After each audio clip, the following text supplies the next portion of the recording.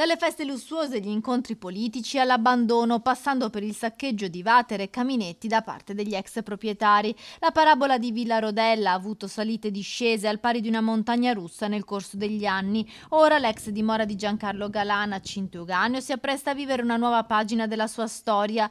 L'Agenzia del Demanio ha avviato la concessione a canone agevolato alla Fondazione Essenziale ETS, così Villa Rodella per i prossimi 45 anni ospiterà laboratori, residenze artistiche, iniziative culturali, percorsi di turismo sostenibile, momenti di aggregazione e inclusione rivolti al territorio e ai suoi abitanti. Il progetto proposto dall'associazione prevede un investimento economico di 637.000 euro. La villa, ai piedi dei Colli Ugani, è diventata di proprietà statale dopo la confisca seguita alle condanne nel processo per le tangenti sul Mose di Venezia dell'ex governatore del Veneto Galan, che prima di abbandonare definitivamente la dimora aveva portato via Vatere e termosifoni, provocando anche dei danni.